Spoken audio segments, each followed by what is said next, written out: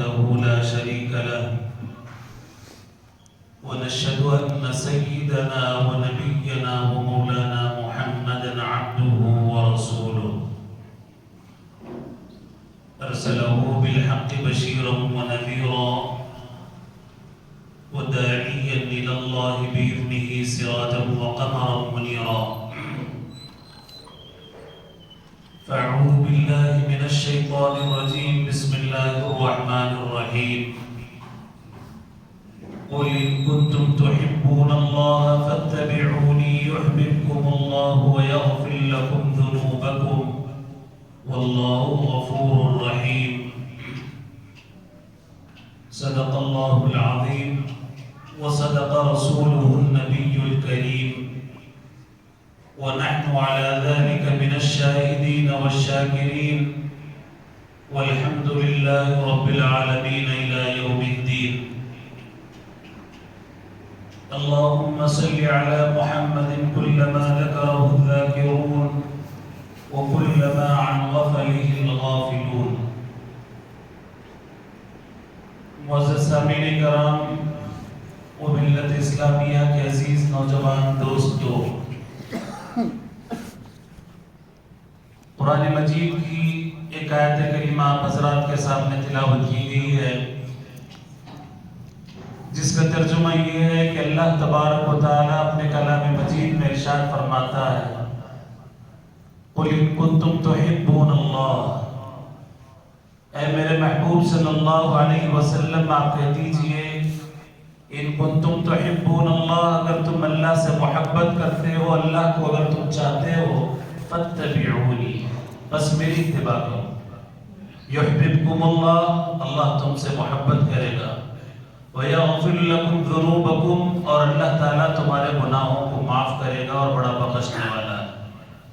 قرآن مجید کی آیت کریمہ کا یہ ترجمہ ہے۔ میرے اور آپ کے آقا تاجدار مدینہ محمد الرسول اللہ صلی اللہ علیہ وسلم کی زبانی یہ امت کو پیغام دیا گیا اور بتلایا گیا، اگر تم لوگ خالصتاً اللہ کو چاہتے ہو، اللہ سے محبت کرتے ہو، تو ہم کو کیا چاہیے؟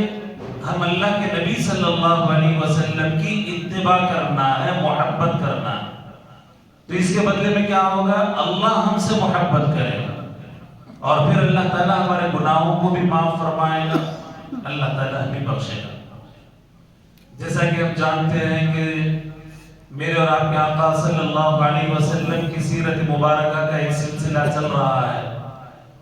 گزشتہ جمعہ سے پہلے جمعہ میں ہم آپ صلی اللہ علیہ وسلم 12 سال کی عمر میں تجارت کرتے رہے اور پھر اس کے بعد یہ تجارتی مشغلہ چلتا رہا، 24 سال میں پہنچے آپ۔ 25ویں سال میں حضرت خدیجہ رضی اللہ تعالی عنہا کا مال لے کر آپ ملک شام کی طرف گئے اور وہاں پہ تجارت فرمائی، اور پھر ملک شام سے مکہ مکرمہ واپس تشریف لے آئے۔ جب مکہ مکرمہ واپس تشریف لے آئے، خدیجۃ الکبریٰ کا جو مال تھا انہوں نے راس المال، جس کو کیپٹل کہتے ہیں، وہ اس نے واپس کر دیا۔ جو مال اصل مال تھا وہ واپس کر دیا۔ تو حضرت خدیجہ رضی اللہ تعالی عنہا کو اتنا فائدہ ہوا جس کی وہ توقع بھی نہیں کر سکتے تھے۔ اتنا مال کے اندر اللہ تعالیٰ نے برکت عطا فرمائی اس تجارت کے اندر، اس لیے کہ یہ میرے اور آپ کے حبیب صلی اللہ علیہ وسلم نے تجارت فرمائی تھی، راست گوئی سے، صدق سے، سچائی کے ساتھ آپ نے معاملہ فرمایا۔ جو میسرہ نامی جو غلام تھا حضرت خدیجہ کا، اس نے ساری رودات کہہ سنائی۔ پھر اس کے بعد حضرت خدیجہ رضی اللہ تعالیٰ عنہ کے متعلق 1-2 منٹ کے لیے ہم لوگ کچھ یہاں پہ توقف کرتے ہیں۔ یہ خدیجۃ الکبریٰ کون ہے؟ یہ ہماری اماں جان کے متعلق جاننا ہر ایک مسلمان کے لیے ضروری ہے۔ میری اور آپ کی اور ساری اس امت کی یہ ماں ہے خدیجۃ الکبریٰ رضی اللہ تعالی عنہا۔ سب سے پہلے آپ صلی اللہ علیہ وسلم نے اسی ہستی مبارکہ سے نکاح فرمایا، جن کا نام کیا ہے؟ خدیجۃ الکبریٰ، خدیجہ۔ اور یہ خدیجہ کون ہے؟ خدیجہ مکہ مکرمہ کی وہ حسین اور جمیل خاتون ہے، وہ خوبصورت خاتون ہے۔ مال اللہ تعالیٰ نے ان کو اتنا عطا فرمایا تھا، اتنا عطا فرمایا تھا کہ بڑے بڑے مالداروں میں آپ کا شمار ہوتا تھا، اور اتنی ذہین تھی اور مالدار بھی تھی، خوبصورت بھی تھی۔ اللہ تعالیٰ نے ہر وہ صفات آپ کو عطا فرمایا تھا، سبحان اللہ۔ پھر اس کے بعد کیا ہوا؟ آپ کا نکاح ہوا اور آپ بیوہ ہو گئے۔ 40 سال کی عمر میں یا اس سے پہلے آپ بیوہ ہو چکے تھے۔ تو اس سے پہلے حضرت خدیجہ رضی اللہ تعالیٰ عنہا کے لیے کئی پیغامات آئے۔ بڑے بڑے تاجر حضرات جو مکے کے تھے وہ لوگ پیشکش کرے، اے خدیجہ الکبریٰ، ہم تم سے نکاح کرنا چاہتے ہیں۔ کئی پیغامات آئے مگر انہوں نے سب کو ٹھکرا دیا، سب کو ٹھکرا دیا۔ مگر جب اللہ کے نبی صلی اللہ علیہ وسلم ملک شام سے سفر کر کے مکہ مکرمہ جب واپس آئے اور تجارت کے اندر اتنا منافع انہوں نے پایا، اور آپ کے اخلاق، عادات و اطوار کو جب اپنے غلام سے انہوں نے سنا تو بے چین ہو گئے، اور جو آپ کو جو گوہر تھا، جو ہیرا تھا، جو ڈائمنڈ تھا، جو گم چکا تھا، وہ مل گیا۔ پھر اس کے بعد انہوں نے اپنی ایک باندھی تھی خادمہ جس کا نام نفیسہ تھا۔ کیا تھا نام؟ نفیسہ بنت منبہ۔ اس کے سامنے ڈسکس کیے، اس سے مشورہ کیے کہ میں شادی کرنا چاہتی ہوں ایک ایسی ہستی سے جس کے روز روشن سے صدق دل اور عادات و اطوار اتنے اعلیٰ اور اتنے معیار کے ہیں جس کا کوئی نمونہ نہیں ہے، جس کی کوئی مثال اس مکہ مکرمہ کے اندر نہیں۔ میں ایسے آدمی سے میں نکاح کرنا چاہتی ہوں۔ پھر بات چیت ہوئی، جو آپ کی خادمہ تھی میرے اور آپ کے آقا سرکار دو عالم صلی اللہ علیہ وسلم کے پاس آئی اور مدعا عرض کرنے لگی کہ محمد صلی اللہ علیہ وسلم آپ سے خدیجہ الکبریٰ شادی کرنا چاہتی ہے۔ اللہ کے نبی صلی اللہ علیہ وسلم نے توقف فرمایا کہ ٹھیک ہے، تم نے تو کہہ دیا، میں اپنے چچاؤں سے بھی مشورہ کرتا ہوں۔ پھر آپ کے چچا سے مشورہ ہوا، دوسروں سے مشورہ ہوا، پھر حضرت خدیجہ رضی اللہ تعالیٰ عنہ کے چچا بھی مشورہ کیے، اور آپ صلی اللہ علیہ وسلم کے چچا اور حضرت خدیجہ الکبریٰ کے چچا دونوں نے مل بیٹھ کر بات چیت مکمل کی، اور پھر اس کے بعد شادی متعین فرمائی۔ یہ آپ کی عمر مبارک اس وقت میں صرف اور صرف 25 سال ہے۔ 25 سال کا ایک نوجوان 40 سال کی عمر سے، اور وہ بھی ایک ایسی خاتون جو کہ بیوہ ہے، جس کا شوہر نہیں ہے، اللہ کی مرضی سے، اللہ کے حکم سے اس کا شوہر فوت ہو چکا ہے۔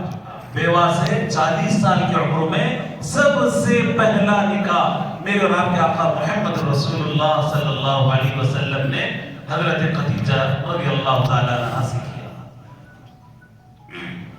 40 سال اور 25 سال کے اندر بڑا ڈفرنس، بڑا فرق ہے، تقریباً 15 سال کا فرق ہے۔ عموماً یہ ہوتا ہے کہ بچی چھوٹی ہوتی ہے، لڑکا بڑی عمر کا ہوتا ہے، مگر یہاں پہ بالکل مختلف ہے۔ یہ ان ظالموں اور دشمنان اسلام کے منہ پر بڑا تماچا ہے، یہود و نصارہ پر یہ بڑا تماچا ہے، اور جتنے بھی غیر مسلم ہیں ان لوگوں پر یہ بڑا تماچا ہے جو میرے اور آپ کے آقا صلی اللہ علیہ وسلم کی کردار کشی پر انگلی اٹھاتے ہیں، آپ صلی اللہ علیہ وسلم کی سیرت پر انگلی اٹھاتے ہیں۔ ان ظالموں اور ان دشمنان اسلام کے لیے ایک بڑا تماچا ہے۔ اگر میرا نبی اگر دوسرا ہوتا تو انکار کر دیتا، مگر میرا یہ نبی ساری امت کے لیے رحمت بنا کر بھیجا گیا تھا، اور اللہ کے نبی صلی اللہ علیہ وسلم نے 25 سال کی عمر میں 40 سال کی ایک بیوہ عورت سے شادی کی۔ نعوذ باللہ معاذ اللہ۔ اگر اللہ کے نبی صلی اللہ علیہ وسلم کے اندر شہوت ہوتی اور صرف یہی مقصد ہوتا جو آج یورپ والے یہ الزام لگاتے ہیں، آج جو دوسرے ممالک والے یہود و نصارہ یہ ظالم جو الزام لگاتے ہیں، اگر واقعتاً ایسا ہوتا تو پھر کبھی اللہ کے نبی صلی اللہ علیہ وسلم یہ شادی نہیں فرماتے۔ یہ ان ظالموں کے منہ پر تماچا ہے، بڑا تماچا ہے۔ اللہ کے نبی صلی اللہ علیہ وسلم نے اپنی کردار سے، اپنی گفتار سے، اپنے عادات و اخلاق سے ساری دنیا کو بتایا کہ اللہ کی مشیت اور اللہ کا مقصد کو اللہ کے نبی صلی اللہ علیہ وسلم کا نکاح مبارکہ 25 سال کی عمر میں ہوا اور حضرت خدیجہ الکبریٰ سے ہوا، اور وہ بھی ایک روایت کے اندر آتا ہے تقریباً آپ صلی اللہ علیہ وسلم نے 20 اونٹ جو ہے نا مہر میں ادا کیے. کتنے؟ 20 اونٹ مہر میں ادا کیے. ٹھیک ہے. اور پھر اللہ کے نبی صلی اللہ علیہ وسلم کا جب نکاح ہوا، پھر اس کے بعد ولادت کا سلسلہ شروع ہوا. سب سے پہلے حضرت قاسم جن کا نام ابو القاسم اللہ کے نبی صلی اللہ علیہ وسلم کی کنیت بھی پڑی، اور پھر اس کے بعد سے دوسری بیٹیوں کا بھی سلسلہ شروع ہوا. اب ہم یہاں پہ ہم لوگ توقف کرتے ہیں. اللہ کے نبی صلی اللہ علیہ وسلم کی شادی مبارکہ 20-25 سال کے اندر ہوئی، اور پھر اس کے بعد 40 سال کی عمر مبارکہ حضرت خدیجہ الکبریٰ کی تھی.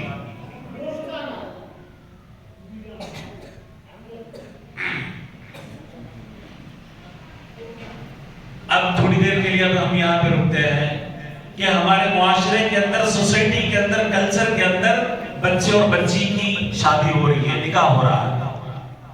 بچے اور بچی کی شادی ہو رہی ہے، نکاح ہو رہا ہے. تو مسلمانوں کے نزدیک اور ہمارے کلچر اور سوسائٹی کے اندر آج کیا باتیں عام ہوئی؟ سب سے پہلے کیا کیا جاتا ہے؟ منگنی کی جاتی ہے.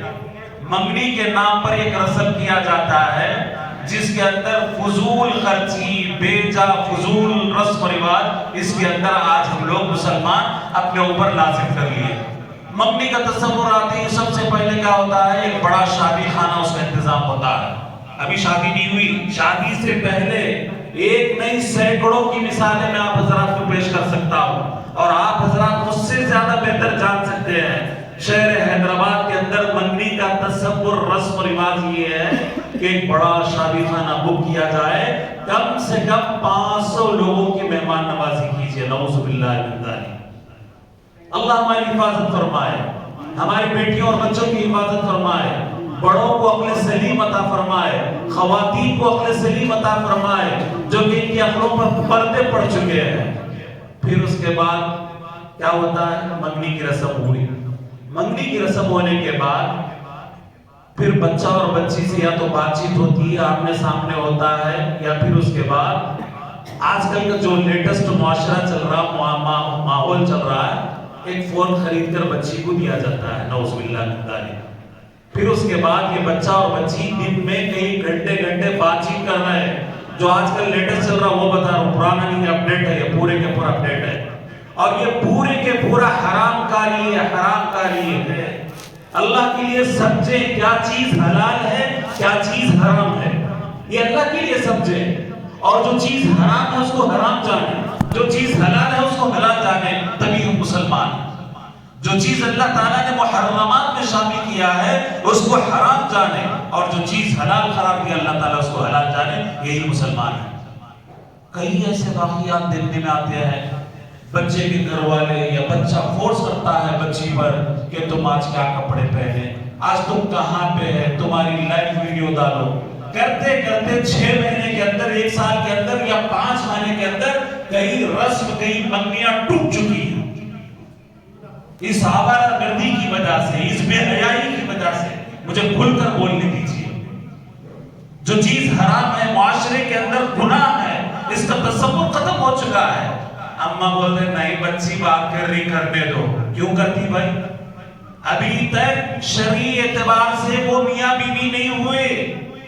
اللہ کا رسول ان کو میاں بیوی قرار نہیں دیتا ہے، معاشرہ میاں بیوی قرار نہیں دیتا ہے. مگر یہ اماں کہہ رہی ہے کہ نہیں بچی ہے بات کر رہی، کرنے دو. بچہ ہے بات کرنا ہے، کرنے دو. حرام ہے، حرام ہے. بات کا کرنا، سننا یہ اجنبی ہے. ابھی بھی رسم ہونے سے آپ کی وہ بیوی نہیں بن جاتی ہے. ہاں اگر آپ کے اندر اتنی وسعت ہے تو نکاح پڑھا لو اسی دن نکاح متعین کر دو. پھر اس کے بعد آپ اپنی بیوی سے خلوت صحیحہ سے پہلے آپ بات چیت کر سکتے ہیں. آپ کی بیوی بن گئی. مگر ایسا نہیں. تو اس لیے آپ حضرات کے سامنے چند گزارشات رکھتا ہوں، اس کو آپ اپنے سامنے رکھیں. اس امت کے لیے ایک بہت بہترین نمونہ جو میرے اور آپ کے آقا محمد رسول اللہ صلی اللہ علیہ وسلم کی شادی مبارکہ ہے. ہمیں حنوط کی، یہود و نصارہ کی کوئی طریقے ہمارے لیے ضروری نہیں ہے، نہ ہم اس پر عمل کریں گے.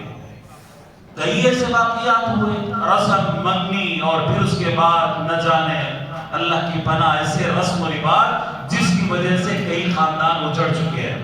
اچھا ٹھیک ہے، پھر اب رسم منگنی ہو گئی، بعض لوگ دیے فون نہیں دیے نہیں ہوا، اب پھر آخری شادی سے پہلے پھر اس کے بعد بکرے کو تولا جاتا ہے، گھوڑے کی رقم کیا ہوتا ہے؟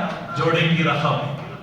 اگر یو ایس کا بکرا ہے تو اس کی قیمت الگ ہے، کے ایس اے کا بکرا ہے اس کی قیمت الگ ہے، انڈیا کا بکرا ہے اس کی قیمت الگ ہے۔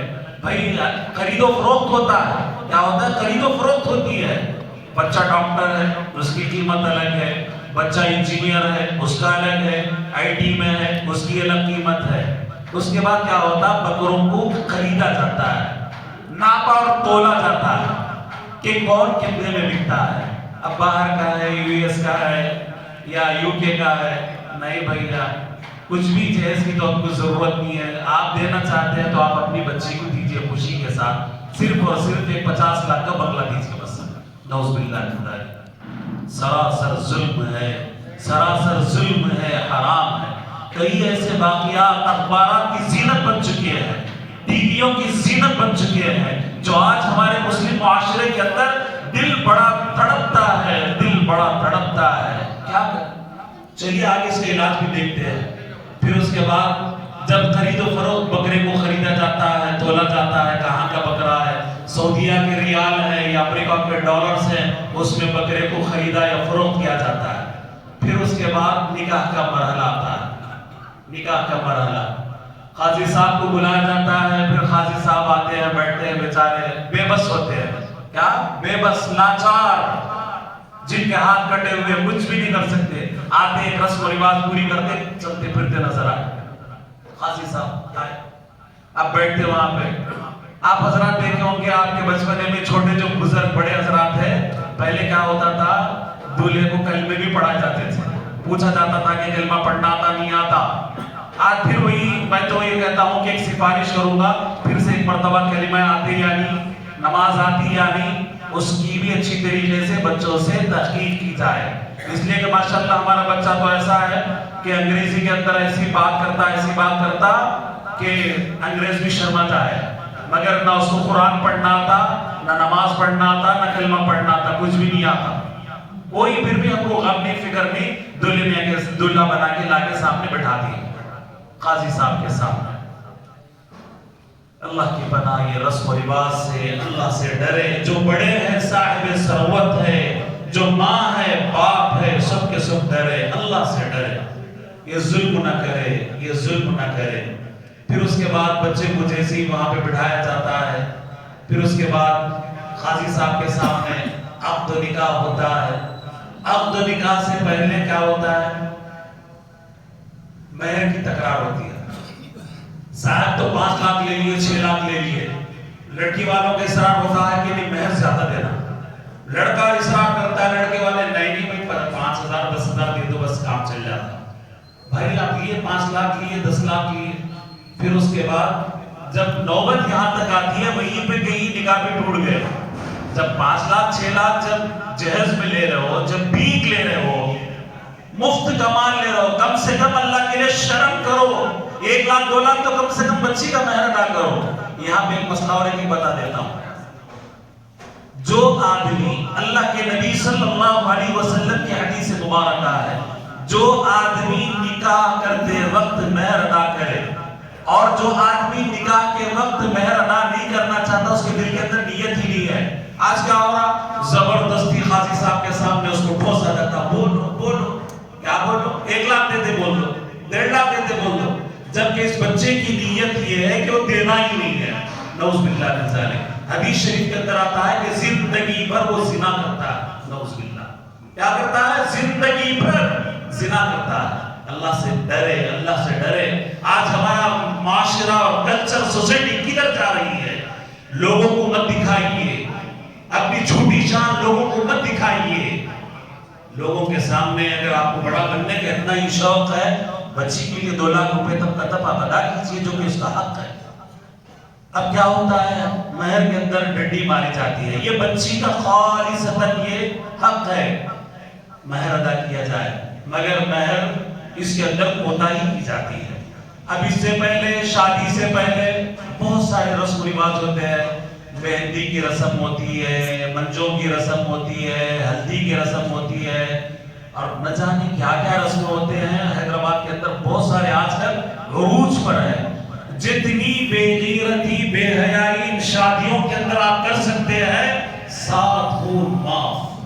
ادھر سے کزنز بھی آ رہے ہیں، ادھر سے وہ لوگ بھی آ رہے ہیں، ادھر سے یہ لوگ بھی آ رہے ہیں۔ بیل بھینس کے اندر کوئی فرق نہیں ہے، گدھے گھوڑے کے اندر کوئی فرق نہیں ہے، آدمی اور عورت کے اندر کوئی فرق نہیں ہے، بچیوں اور بچوں کے اندر کوئی فرق نہیں ہے۔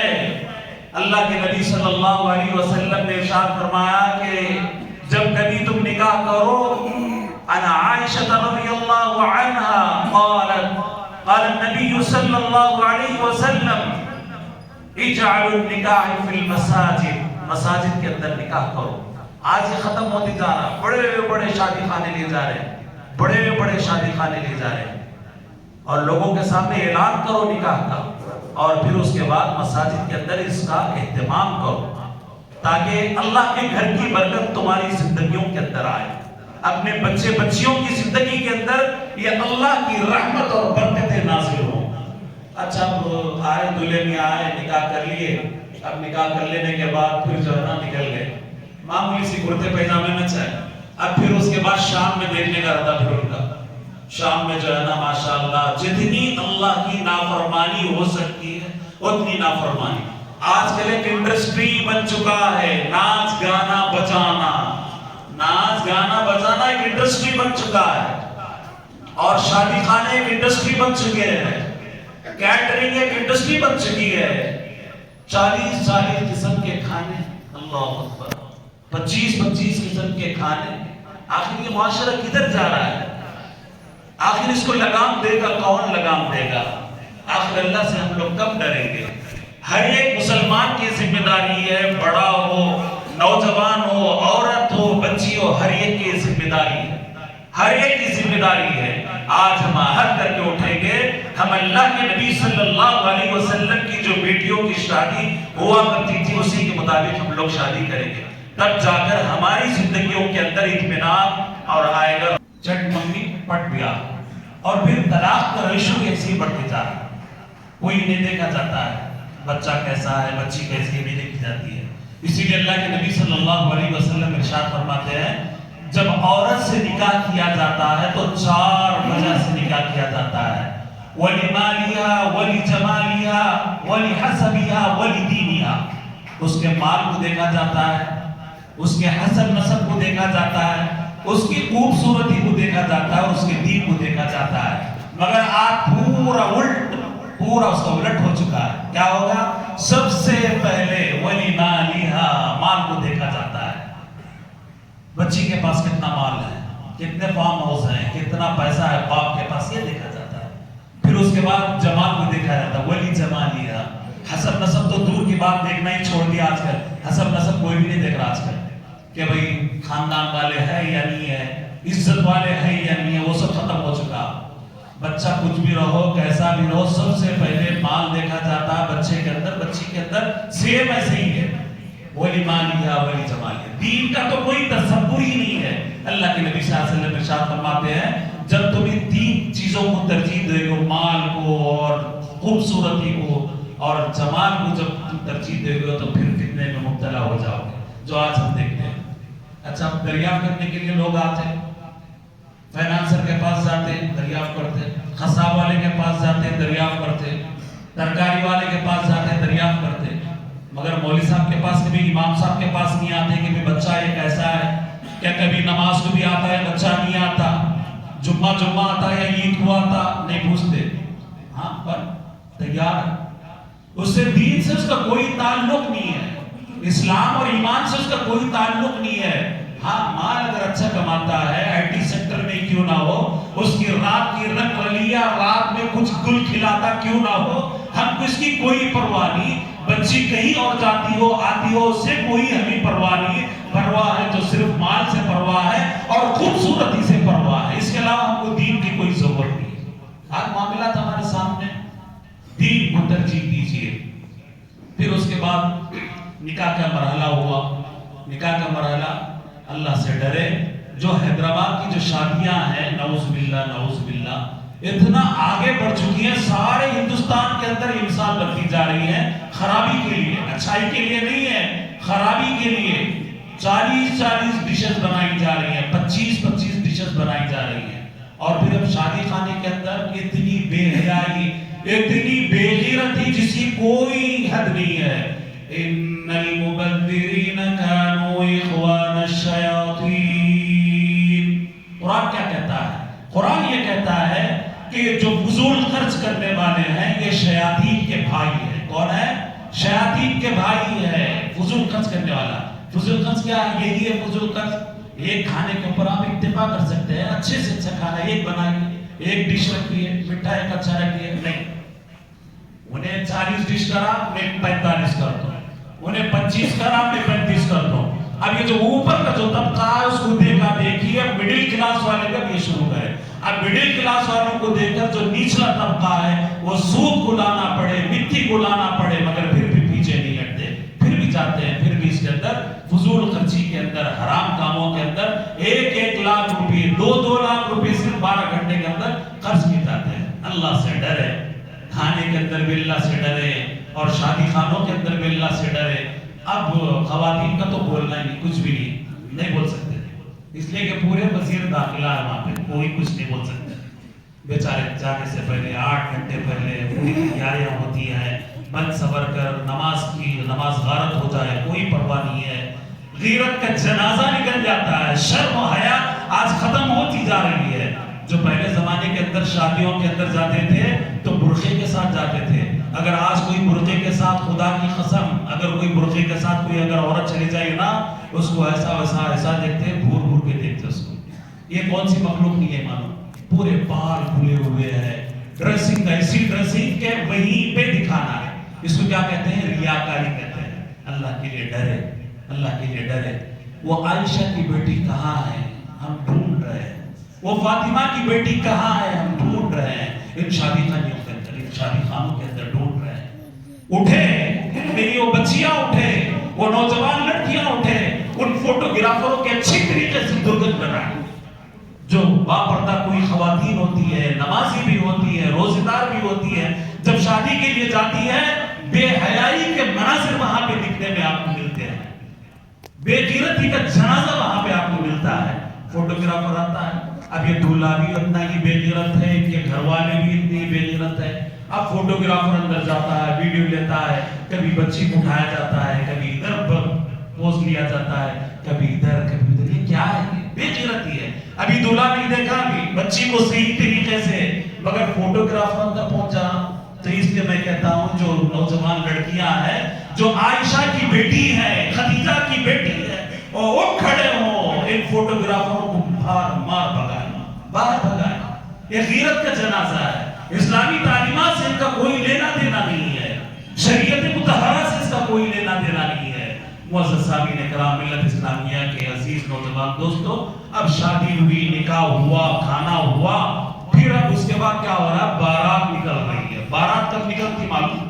رات میں 2-3 سے پہلے نہیں نکلتی. دھوم دھڑاکے کے ساتھ پٹاخے پھوڑتے ہوئے.